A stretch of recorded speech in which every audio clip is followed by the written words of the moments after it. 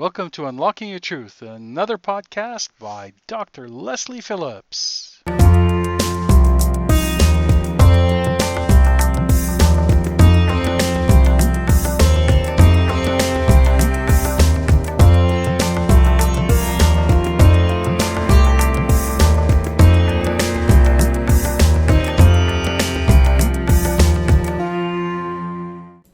Hello everybody and welcome to Unlocking Your Truth with Dr. Lesley.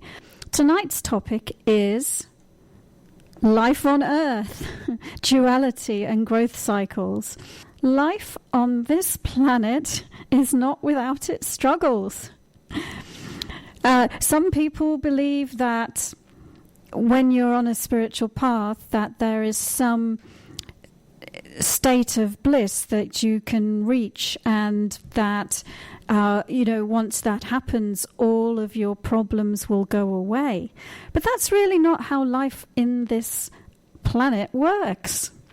And let me explain my comprehension and philosophy on this, listeners.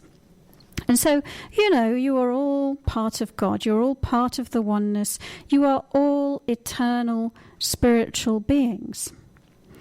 But this aspect of you, this temporal self, this body personality that is listening to me talking right now, is a projection of that eternal self, is a projection of that spiritual entity into dense physical matter.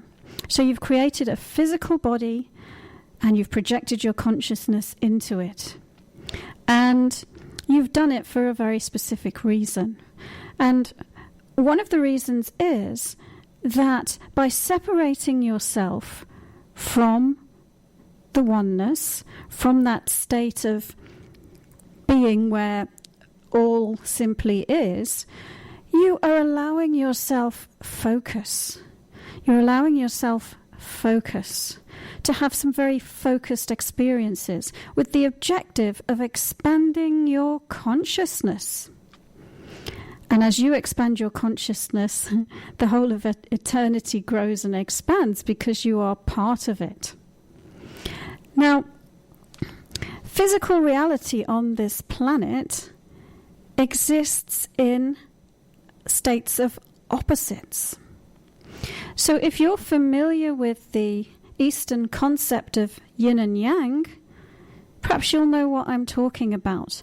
Another word for yin and yang is duality, or opposites. Everything on this planet exists in a state of duality. And the purpose of that duality, to some degree for us humans, is to afford us free will and choice. Because if there wasn't an opposite, then how could there be free will? And that's the whole point. The whole point is that we have free will and we can learn and we can grow and we can expand our consciousness. So let's think of some opposites. Can you think of some opposites, Corey? Some examples of duality? All kinds of opposites. You've got black and white, good and evil, rich and poor, happy and sad. The only opposite that I never can find, too, is God. I ask people, what's the opposite to all those? And they can give me the opposite. What's God? Well, and because God is the oneness. God is the state of wholeness. And God exists in this reality through all of us and everything here, because we're all part of the oneness. But then if we consider the individual consciousness that have projected into this physical realm, then for us there are opposites, because we are not the whole, we are just part of the whole. So that's right, black, white, up, down, left, right, hot, cold, tired, frisky. I can't think of another word for the opposite of tired. Hungry or full, or too hot or too cold. Needing more exercise, needing less exercise. Feeling lonely, feeling like you need your space. those opposites play out in every area of your life. And, if you think of it, I like to think of it like everything is like we're riding this giant teeter-totter. In England we call it a seesaw, but I'm told in North America you call it a teeter-totter. I always call it a seesaw. Do you? Yeah. Oh, okay. Well, that seesaw, where there's a state of balance in the middle, but usually you're either down or you're up. You're at one end of a dichotomy or the other end of a dichotomy, seeking a point of balance in between. And, it happens in all aspects of your life. But if there's one thing that you can be sure of, is that things are not static here. Things are always changing. And that's one of the great comforts when you are in a difficult growth cycle, when things seem so very challenging. You can have confidence that it's not going to stay that way forever, because things are constantly engaged in cycles of growth and change on planet Earth.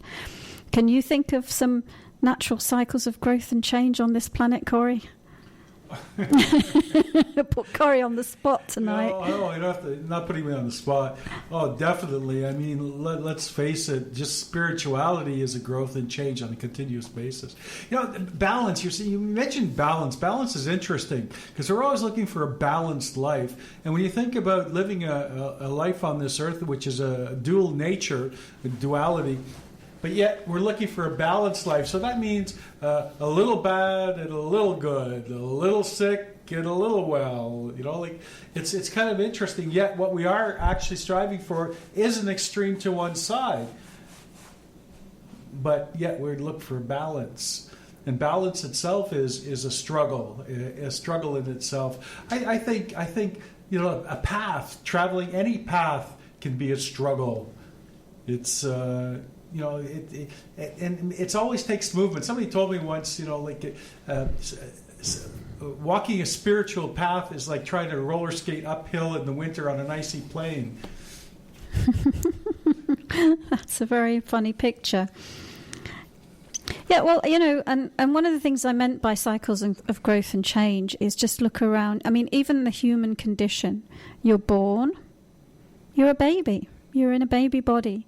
Then you become a toddler and a child, a teenager, and all the fun that brings, into adulthood, middle age, old age. Hair in the ears. And beyond, right? Your body doesn't ever stay the change. It's constant. There is a life cycle. And within that life cycle, there are many, many smaller cycles of growth and change as you put yourself through experiences and grow through those experiences that you put yourself through. And so, for example, I'll just pick something out of the air. A relationship. You start a relationship. Right? Your heart is open. You're in love. And it's wonderful. But then you go through some challenges in that relationship, and maybe you work things out and it continues along. Some relationships don't. They come to a natural end. That's a growth cycle. Maybe you are healthy and then you develop an illness and you go on a journey of exploring, why have I developed this illness and how can I heal myself? You discover some things. I'm making some things up now, but how to eat healthy. You buy yourself a juicer and a Vitamix and you start changing your diet and you nurse yourself back to health. That's a growth cycle. You start a new job and it's something that's challenging for you, that you've never done before, that you need to learn a lot in order to be able to do it well. That's a growth cycle. Your relationships with everybody go through growth cycles as well. We talked about the human life cycle. Your relationship with your parents changes over time. Your relationship with your own children changes over time. It's all growth and expansion and learning. And it's part of the game on planet Earth. I think of planet Earth as well. It's like a giant... Well, it's like a giant school in a way, or really more like a giant playground. Where we're constantly we're playing all sorts of interesting little games with our friends, and and learning from them. One of the interesting things about growing is you never really realize you're growing until you grow and look back. It's really interesting because it's hard to tell. A lot of people, I must be going through another learning experience. Is that little sticker I have on the fridge. This fella with a mopey face leaning on a brick wall. Oh, another learning experience. But until growing is interesting. I every once in a while I look back in my life and I can see why and how things happen. Now, why did this happen?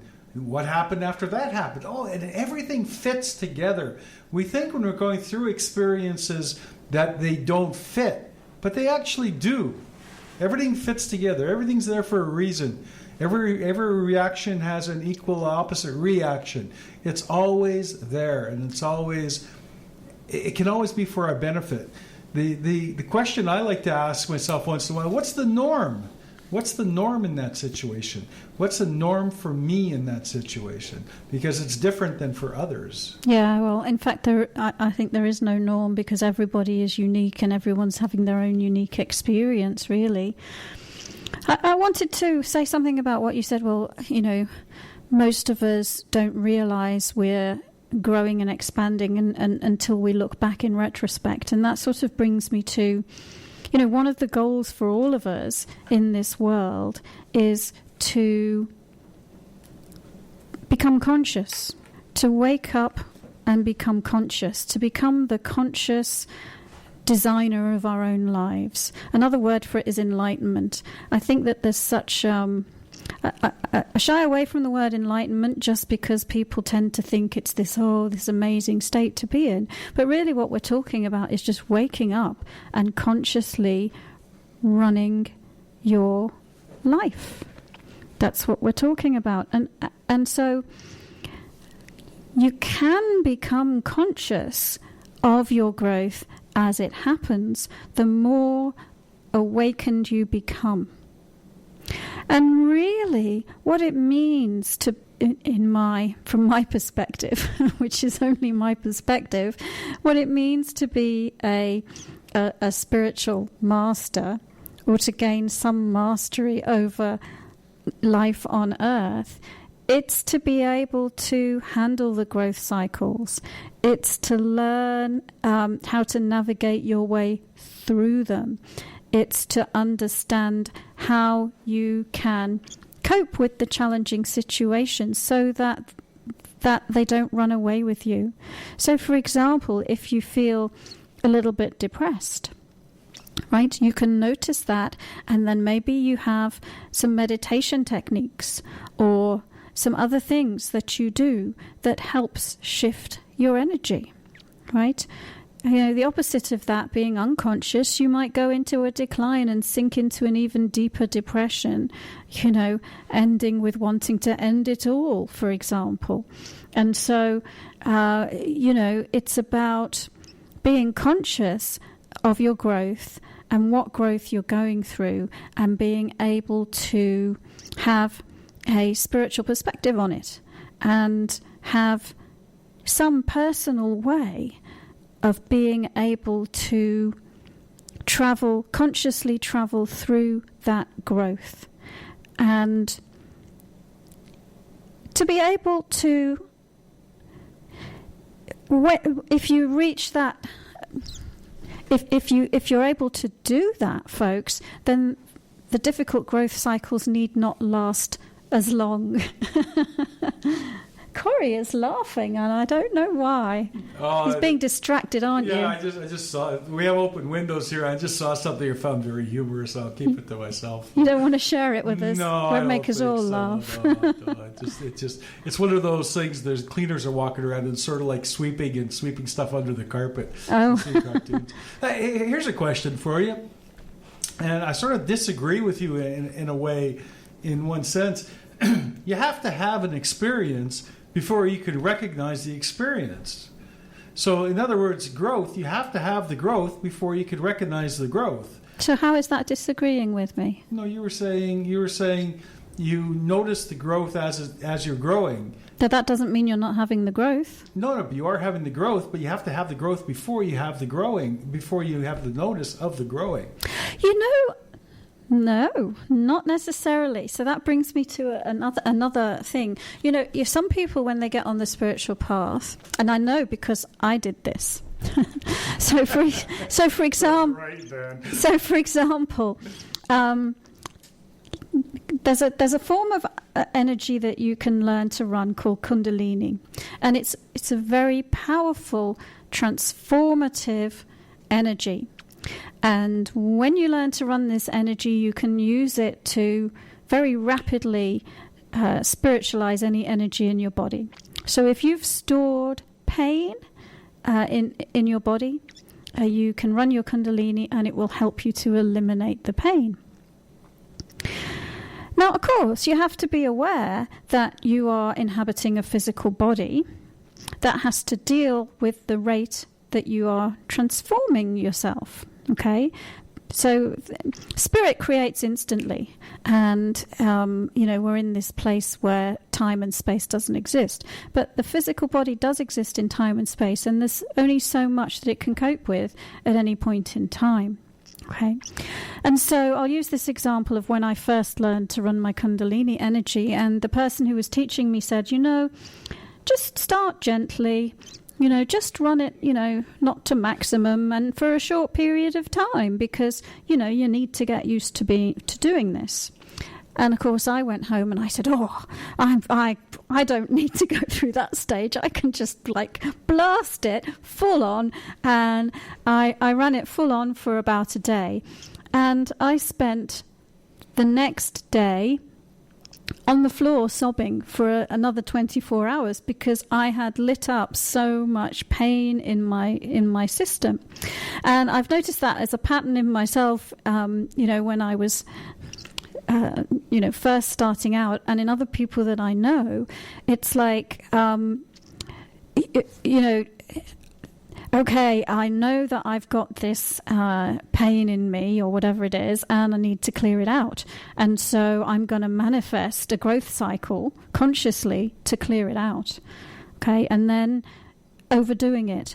And so what I'm saying is it's absolutely possible for you to know about a growth period before the growth period happens. And it's you are the one who can bring it into being by your own choice and desire to grow and expand. So you can choose your growth cycles in a way. So here's my question. When does the growth cycle begin? Does the growth cycle begin once you start eliminating the pain? Or does the growth cycle begin once you establish the pain? Because if there's no pain, then there's no growth in essence. How do you grow? Or if I'm not saying in this example, if there's pain, then you work on your growth to get out of the pain. But unless there's pain, that's the start of it. So there's a recognition of the pain, which is the start of the growth cycle. We can be in so much denial of our pain, It doesn't mean it's not there, just because you're not consciously recognizing that it is.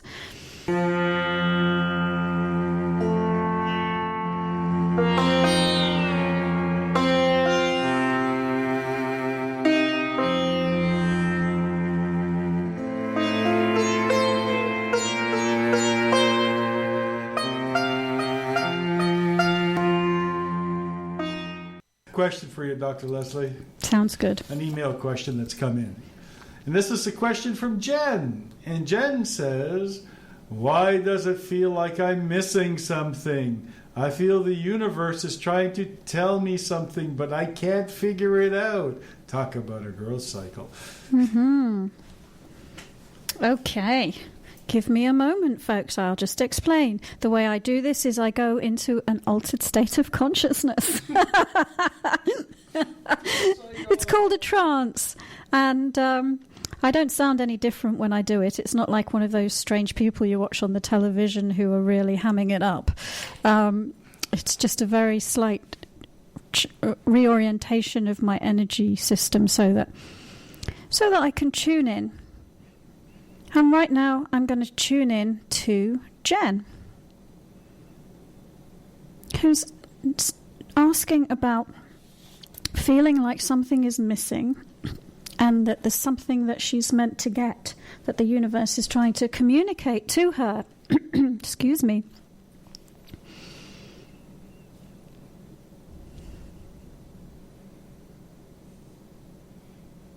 Oh, interesting. Of course, one of the things that I didn't talk about yet today that I always try to say something about is grounding. Excuse me. Because anytime you're going through any kind of a growth cycle, if you ground and release energy down your grounding, then that will really help you. That will help you to be in charge of the growth cycle, and it will help you to release and let go of anything that's not beneficial. We've done at least 2 shows on grounding, so go back in the podcasts and listen. So Jen, what's missing is, I don't know why I must not be supposed to say this to you because my voice is going, but what is missing is, it's really you missing from yourself. Your energy that's meant to be occupying your body, really being grounded and flowing through you. And so you're missing part of yourself, let's say it that way. And I'm seeing that your current growth cycle is all about reclaiming yourself, finding yourself, reclaiming your energy, letting go of any, let's say, any beliefs that you've taken on about yourself that are not true. Any programs that you've taken on that you're operating from that are not working for you. So it's actually a major growth cycle, and it's all about letting go of the past, being really present in the now, and in that way tuning in to you. So and just a few philosophical statements, perhaps, folks. This is what a lot of us do. Is, we go through life a little bit unconsciously. We have some difficult experiences that cause us pain. We stuff the pain inside of ourselves, and then carry on with our lives, denying the pain, but actually creating through the pain because it's in our energy field. And while that pain, while that foreign energy, it is occupying our space, guess what? Our space is not being occupied by the energy that's meant to be there. And so that's like a real typical comment on the human condition in a way. Although I am seeing, we did a show a few weeks ago about crystal children and indigos and all of those younger people who are coming in with less stuff to work through. But, still, a lot of us have a lot of stuff to work through. So, for Jen, that's really all I'm seeing that it is, Jen. It's like you're missing yourself. You're yearning for yourself. You're yearning to connect with your truth and your higher being and have everything that is meant to be flowing through you in this lifetime to be flowing through you in this lifetime. And one simple answer to achieve that is to learn how to ground. And so maybe I'll do a quick grounding meditation now, in case anyone's listening for the very first time. All you need to do is sit in a straight back chair with your feet flat on the floor. and tune in, close your eyes if you want to, and tune in to an energy center that exists near the base of your spine. Okay, for those of you who know the spiritual lingo, it's your first chakra, but it's an energy center near the base of your spine. And all you need to do is start to create a flow of energy that goes from that energy center all the way to the center of the earth. And it flows through all the layers of physical matter. Right through your chair, through the floor, through the foundations of the building that you're in, and through all the layers of physical matter. And what that will do for Jen and everyone else doing it is it will help anchor you, the high vibration spiritual being, into your physical body. Helps you bring your consciousness through your physical body so that you can start to be consciously in charge of your life. And it gives you a conduit for releasing unwanted energy. So if you are in a huge growth cycle where you are experiencing some form of pain, whether it's emotional pain or mental anguish or physical discomfort, you can actually release that pain down your grounding. You can start to be in charge of your life. So I hope that's helped you, Jen. And I hope learning how to ground has helped you as well. I'm sure it has. And now I have a question for Maisie. That's a nice name. Yeah, I think so. And another question about life and duality and what growth, actually more growth than anything else. And Maisie wants to know, what career would I find fulfilling? We didn't ask that one last week. That sounds familiar. What's my next career? What's my career going to be? That's a really common question we get, actually. Career? Yeah, it is. We've had over the last year about 650 questions, and the most 52% is some version of, why am I here? What am I meant to do with my life? And a proportion of those are the career question, and a portion of them are coming from the spiritual life purpose angle, So fair enough. We may not have answered it last week. Okay, I'll take a look for Maisie. I think we did do a life purpose one last week. But this is a career one, right? Maisie. So I'm just doing my thing.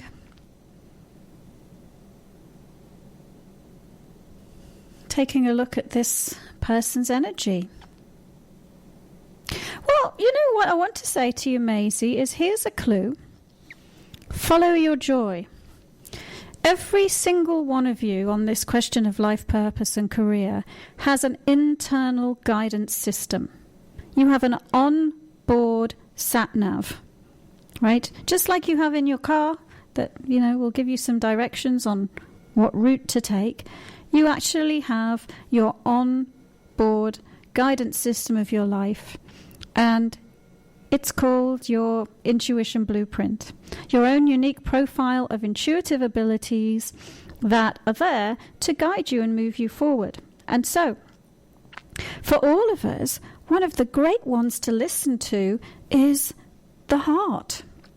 So if you're feeling passionate and enthusiastic about something, that is a clue that is the direction to head in.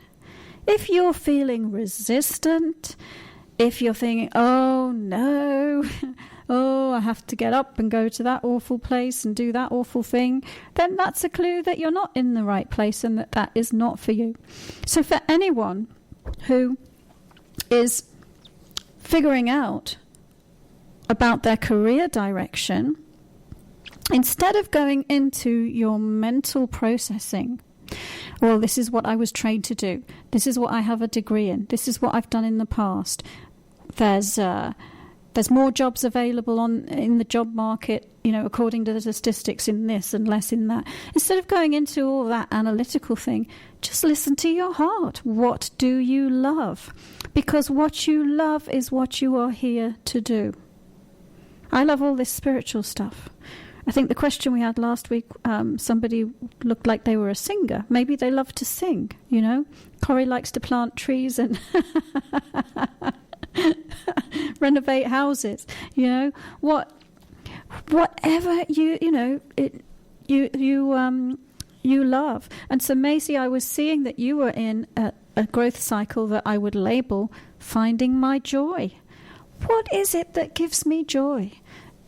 Where I'm happy, and I'm seeing that you know what it is, but again, like the last question, you've not got it. It's not all in your body because you're not giving yourself permission to have what you want, because you've got some programming that it's not okay to have what you want, that you'll fail if you go after what you want, and there are a whole bunch of other people who might not be in agreement with you going after what you want. They have their own ideas about what you should do with your life. And so you're dealing with a whole bunch of stuff, to rise above so that you can connect with your own information. And then let me see if there's anything in particular that comes up beyond that information that I've just given you.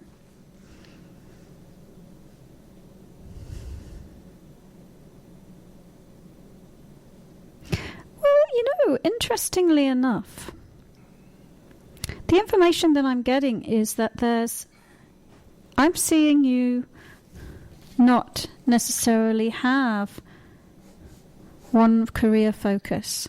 And it's not unusual these days. They call it a Mosaic Career, where somebody has more than one job. They do a couple of different things. And that's coming up for you. I'm seeing 2, maybe 3 things that are, maybe 2 of them are at least quite different to each other. And so then the question is, well, are you going to be doing all of these things simultaneously in a Mosaic Career? Or are we going to be focusing on one thing and then moving into another thing? But I'm seeing in your life plan that there's not just one career path. There's a couple of things that you are wanting to explore. So I'm going to go to a break, but my advice is just turn within, connect with your heart, connect with your higher self, ground to let go of any distractions or interference, and you have your own answers.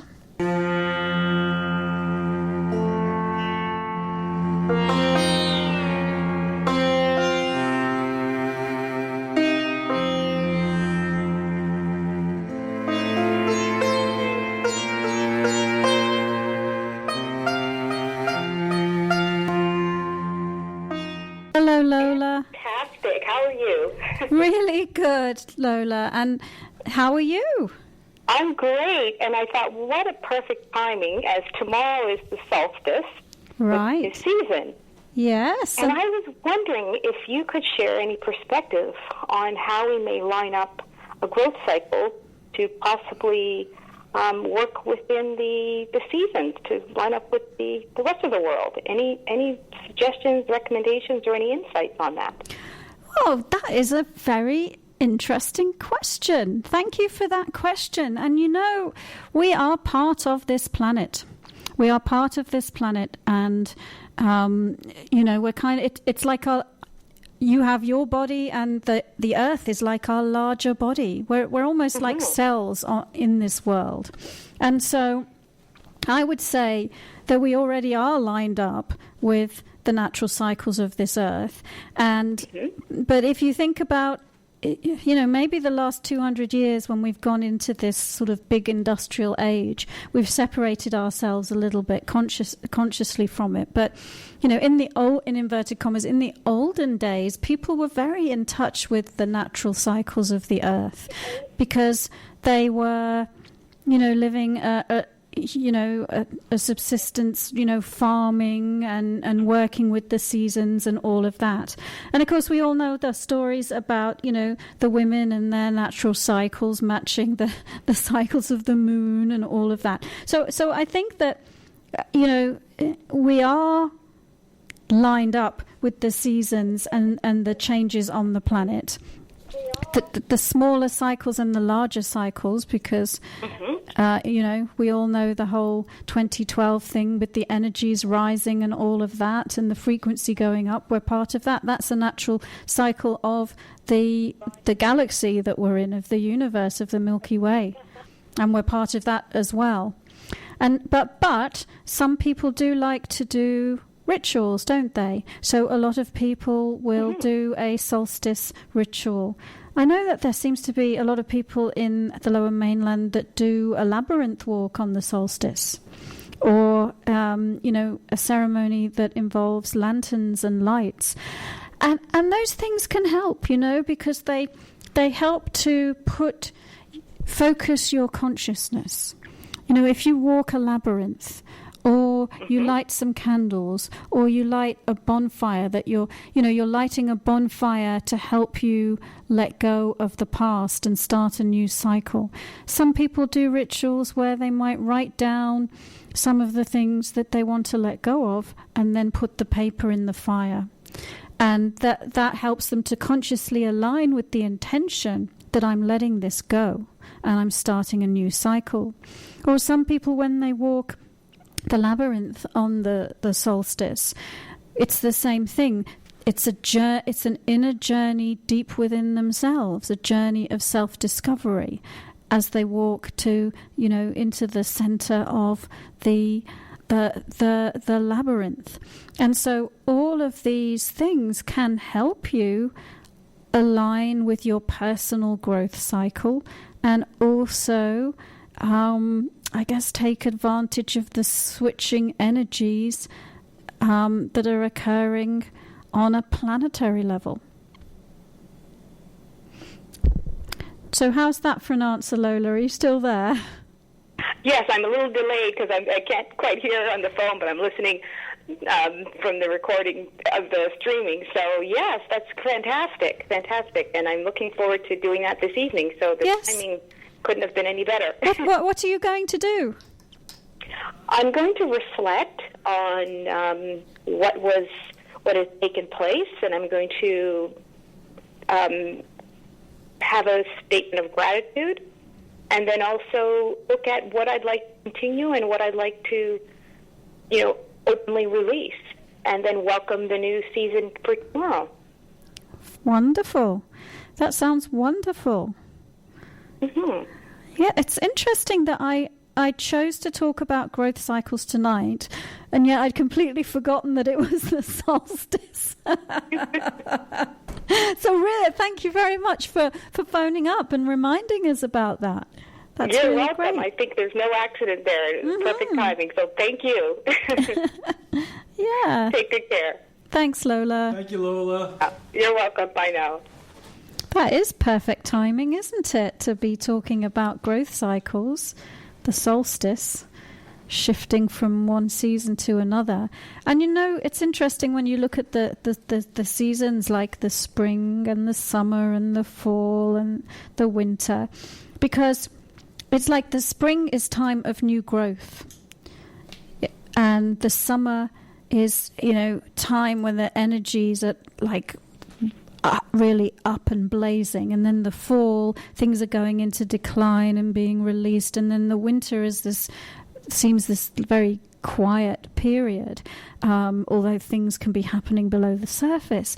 And if you think about your own life and the growth that you go through in your own life, you can really see the parallel to the seasons, because there are times when new growth is happening, and there are times when you're riding high on life, and then there are times where things feel like they're crumbling and falling apart, and then there are times where you feel lost and you feel like nothing much is happening, But during those times when you feel like nothing much is happening, it's almost like an incubation period, where the energy is building to rise again, for new growth to happen.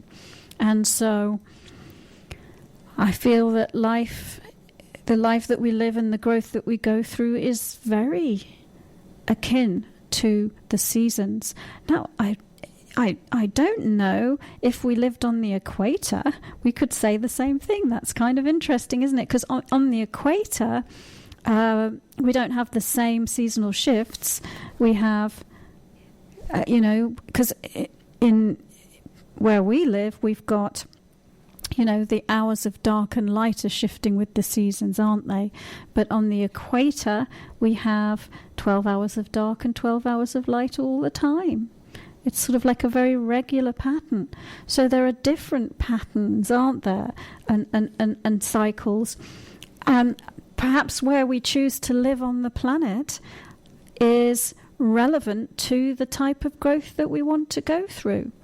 And I know that there's a branch of astrology that really looks at that looks at your birth chart, and not only just where you were born, but your relationship with the entire planet.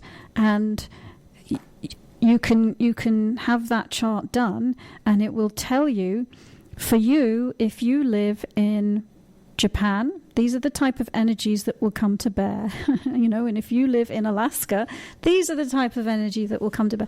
And there are, for different people, different types of growth and aspects of their consciousness are under this form of astrology that I'm talking about, which maybe has a name, but I can't think of it. Different aspects of growth that will be stimulated depending where you are living on the planet, and the types of energies that you are being exposed to and catalyzed by where you're living on the planet. So apparently the best place for me, because I've done this myself, is sort of like way up near the North Pole, where there's like hardly anything else going on. So when did you do that? Oh, you know what? There's a website. There's a website, and I think the website, folks, is called astro.com, I think. And you can get it. You can do it for free on that website. It will give you. It draws up your birth chart, your astrological birth chart, and it will analyze your relationships from an astrology point of view, and it will also look at your relationship with the planet from an astrological point of view. It's kind of fun. So, Corey, you look deep in thought. Are you contemplating another question? Yes, I have one more quick question for you. And it's another growth question. Yay. And this question's from Sylvie. And Sylvie wants to know, to whom and when will I get married? Okay, well, I can tell you the exact answer to that, Sylvie. I was saying before that we've had about 650 questions in the last year. And the most common one is, what's my life purpose? But the second most common one is about relationships. People want to know why they're here, and they don't want to be alone while they're here. So she wants to know, who's she going to get married to and when? I'm just wondering if she's got more than one choice. It's like the way it's out. Well, it's funny. I've been writing my new book. It's finished, and it's I have all sorts of anecdotes, and I remember, I'm sure I can share this anecdote.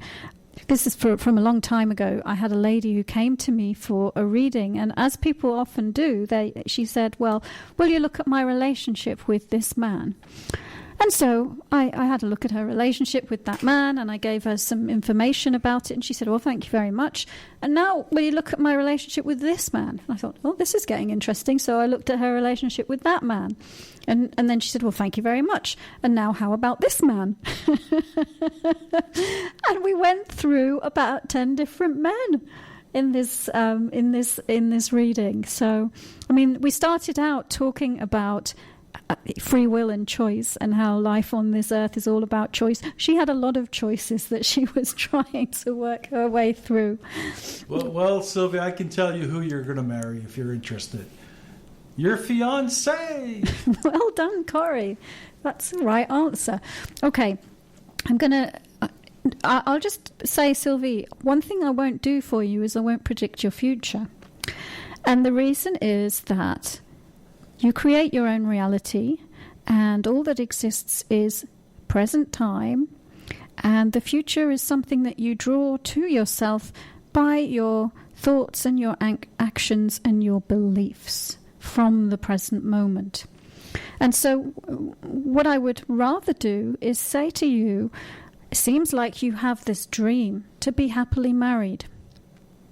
And so if you create your own reality, what can you do to ensure that you draw that happy marriage into your reality? Okay, so if you were listening to the show earlier, let's focus on that grounding technique.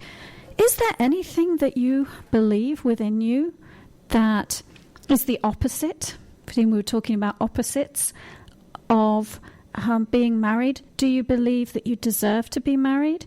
Do you believe that you can attract a mate? Do you believe that you can have a happy relationship? Have you had unhappy relationships in the past? Are you carrying some pain?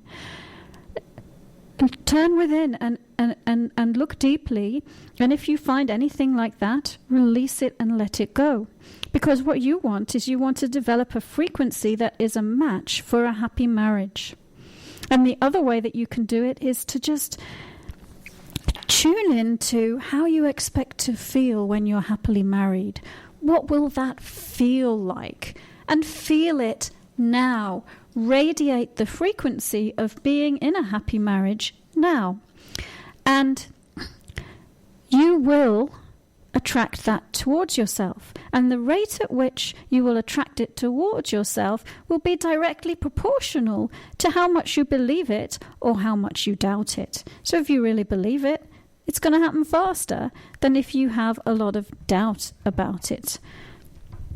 So, you know, you may have been be told that on April the 24th, 2016, you'll be walking down the aisle with Harry Smith, but that's not the way it works. Okay? And what I've actually told you is something that's very empowering, because you have the power to make what you want to happen, happen. The power is within you. Right? But it might involve some inner work. It might involve a growth cycle to get yourself there if you've stored anything that is contrary to what you are desiring. Thank you for joining us. You've been listening to another Unlocking Your Truth podcast by Dr. Lesley Phillips. For more information, go to our website at drlesleyphillips.com. That's drlesleyphillips.com, where you can ask questions or send her an email, and there's many free gifts on there for you as well. Come back again.